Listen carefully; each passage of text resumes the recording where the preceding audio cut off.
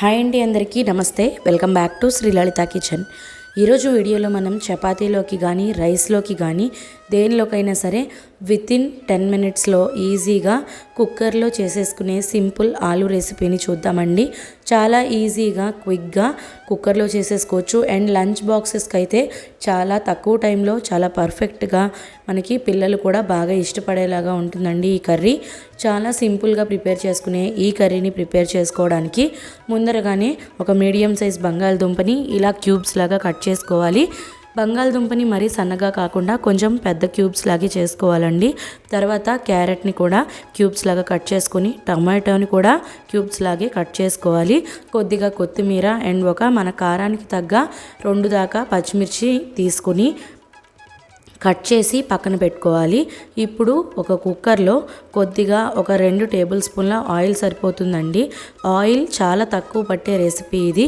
దీనిలో పోపు కోసం కొద్దిగా శనగపప్పు, మినపప్పు, ఆవాలు, జీలకర్ర ఒక 1/2 టేబుల్ స్పూన్ దాకా వేసుకుని దీనిలోనే ఒక 2 ఎండుమిరపకాయలను వేస్తున్నానండి. ఎండుమిరపకాయలని మధ్యలోకి కట్ చేయొద్దు, ఎందుకంటే కుక్కర్లో ప్రిపేర్ చేసేటప్పుడు కారం వచ్చేస్తాయండి, పిల్లలు తినలేరు. సో ఇలాగే కాయపణంగా వేసేసి పోపుని వేగించుకోవాలి. పోపు వేగిన తర్వాత మనం ఈ వెజ్జీస్ అన్నిటినీ ఒకేసారి ఇందులో వేసేసుకోవచ్చండి.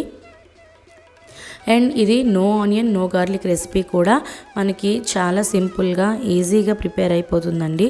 ఇలా టమాటో, బంగాళదుంప, క్యారెట్ అన్నీ కొత్తిమీరతో సహా వేసేసి మనం కుక్కర్లో ఒకసారి కలిగి తిప్పేసి దీనిలో మన రుచికి సరిపడా ఉప్పు కూడా వేసేసుకోవాలి. అండ్ కొద్దిగా పసుపు, ధనియాలు, జీలకర్ర ఆడిన పొడి, మన రుచికి తగ్గ కారం వేసుకుని దీన్ని బాగా మిక్స్ చేసుకోవాలండి. ధనియాలు, జీలకర్ర పొడి మరీ ఎక్కువగా వేయొద్దండి. సో ఒక 1/2 టేబుల్ స్పూన్ దాకా వేసుకుని దీన్ని బాగా మిక్స్ చేసుకోవాలి.